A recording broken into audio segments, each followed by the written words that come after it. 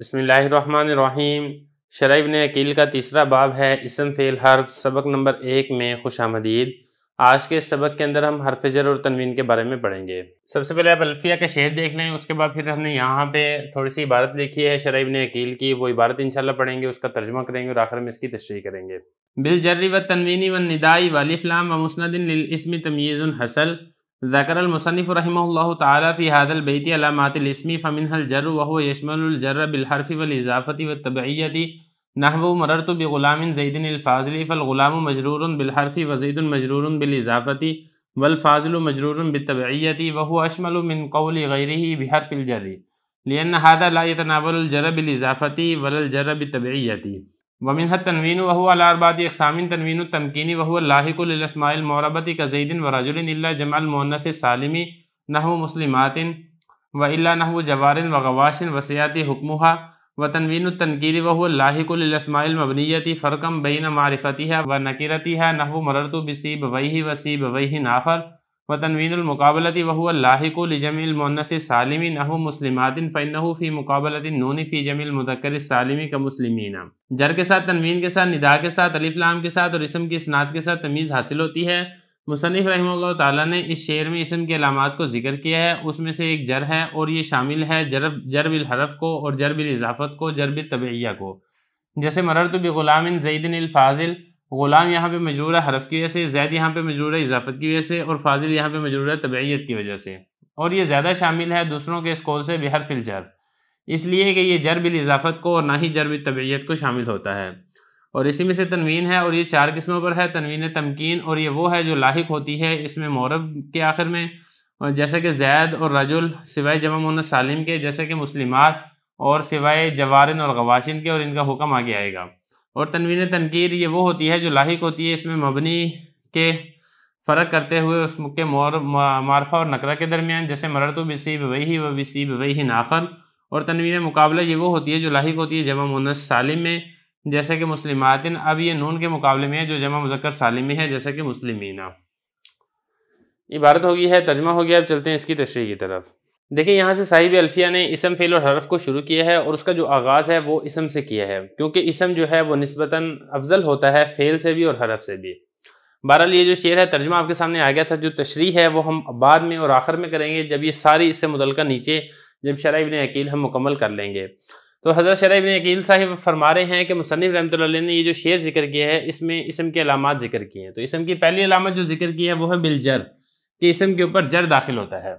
اب یہ جو جر کہا ہے، اس جر سے حضرت فرما رہے ہیں کہ جر بالحرف بھی ہو سکتا ہے، جیسے اس کے اوپر کوئی حروف جارہ داخل ہو، اور اسی طریقے سے جر بالاضافت بھی ہو سکتا ہے کہ کوئی اسم وہ مجرور ہو اضافت کی وجہ سے، یعنی مضاف الیہ ہونے کی وجہ سے، اور اسی طریقے سے جر بالتبعیہ بھی ہو سکتا ہے، یعنی کوئی اسم ہے وہ اضافت کے مضاف الیہ کے تابع ہونے کی وجہ سے وہ مجرور ہو، ایسا بھی ہو سکتا ہے، کیونکہ آپ پڑھ چکے ہیں کہ جو صفت ہے اس کا اعراب وہی والا ہوتا ہے جو موصوف کا اعراب ہوتا ہے۔ بالفرض اگر مضاف الیہ وہ موصوف ہے تو جو اس کی صفت آئے گی اس کے اوپر بھی جر والا اعراب ہی آئے گا۔ اب یہ والا جو جر والا اعراب آ رہا ہے صفت کے اوپر، یہ جو مضاف الیہ ہے اس کے تابع ہو کر آ رہا ہے۔ اب حضرت نے آگے ساروں کی مثالیں دی ہیں، اور ایک ہی مثال ہے جس کے اندر تینوں قسمیں یہ جر کی جمع ہو رہی ہیں، جر بالحرف بھی آ رہا ہے، جر بالاضافت بھی آ رہا ہے، اور اسی طریقے سے جر بالتبعیہ بھی آ رہا ہے۔ فرما رہے ہیں مررت بغلام زید الفاضل۔ اب یہاں پہ اگر آپ غور کریں گے غلام مجرور ہے با حرف جر کی وجہ سے، تو یہ تو ہو گیا جر بالحرف، اور یہ جو زید ہے یہ مضاف الیہ ہے غلام کا، غلام مضاف ہے۔ اب یہ جو زید مجرور ہے یہ کیوں مجرور ہے؟ جر بالاضافت کی وجہ سے، اور دیکھیں یہ زید موصوف بھی ہے، الفاضل اس کی صفت ہے، فاضل یہ مجرور کیوں ہے؟ جر بالتبعیہ کی وجہ سے۔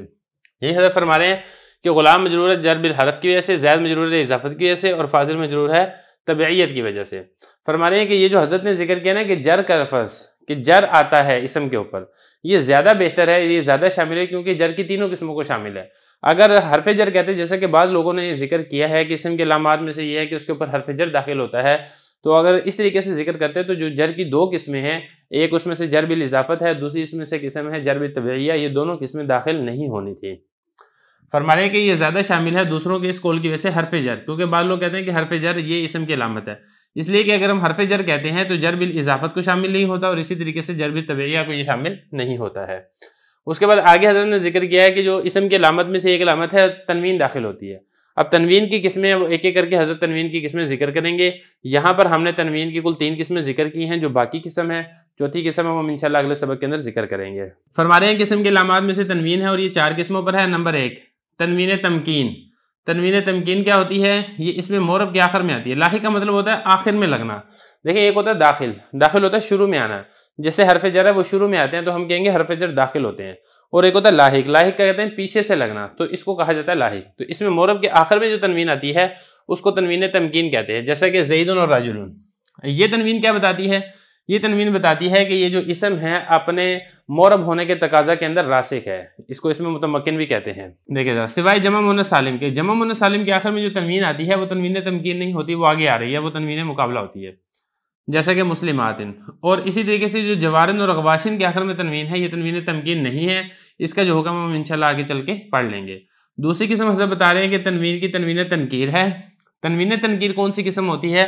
فرماتے ہیں کہ تنوین تنکیر جو ہے یہ اس میں مبنی کے آخر میں لاحق ہوتی ہے تاکہ فرق ہو جائے اس میں مبنی معرفہ میں اور نکرہ میں. اس کی مثال آگے آ رہی ہے. جیسے کہ مررت بسیبویہ و بسیبویہ آخر. اب یہ جو سیبویہ ہے جس کے اوپر تنوین نہیں ہے یہ مبنی ہے اور اس کے آخر میں تنوین نہیں ہے کیونکہ یہ ایک بڑے مشہور شخص کا نام ہے جو کہ نحو کے بہت بڑے عالم تھے. لیکن یہ جو سیبویہ ہے اس کے آخر میں جو تنوین ہے یہ تنوین نکرہ ہونا بتانا چاہ رہی ہے. یعنی یہ تو ایک معرفہ ایک متعین شخص ہے, دوسرا جو شخص ہے وہ ایک نکرہ اور ایک غیر معروف یعنی یہ غیر متعین یہ شخص ہے. تو یہ بتانے کے لیے اس کے اوپر تنوین آ رہی ہے. فرما رہے ہیں کہ جو تنوین تنکیر ہے یہ اس میں مبنی کے آخر میں لاحق ہوتی ہے. فرق ہو جاتا ہے اسے معرفہ اور نکرہ کے درمیان. جیسے یہ معرفہ تھا سیبویہ اور یہ جو سیبویہ ہے یہ نکرہ ہے. اور اسی طریقے سے تنوین کی تیسری قسم ہے تنوین مقابلہ. تنوین مقابلہ کا مطلب ہوتا ہے عوض, یعنی جو مقابلے میں آتی ہے جو عوض میں آتی ہے. یہ اصل میں جمع مؤنث سالم کے آخر میں تنوین آتی ہے. جو جمع مذکر سالم کے آخر میں جو نون ہے اس نون کے عوض میں ہم کیا کرتے ہیں جمع مؤنث سالم کے آخر میں تنوین لے آتے ہیں. یہ فرما رہے ہیں تیسری قسم ہے تنوین مقابلہ اور یہ وہ ہوتی ہے جو آخر میں لگتی ہے جمع مؤنث سالم کے, جیسا کہ مسلمات. اب یہ اس نون کے مقابلے میں جو کہ جمع مذکر سالم کے آخر میں نون آتا ہے, تو چونکہ جمع مؤنث سالم کے آخر میں نون نہیں آتا ہے تو ہم یہ کرتے ہیں کہ جمع مؤنث سالم کے آخر میں ہم تنوین لے آتے ہیں. تو یہ 3 قسمیں ہو گئی ہیں. چوتھی قسم جو ہے وہ انشاءاللہ اگلے سبق کے اندر پڑھتے ہیں.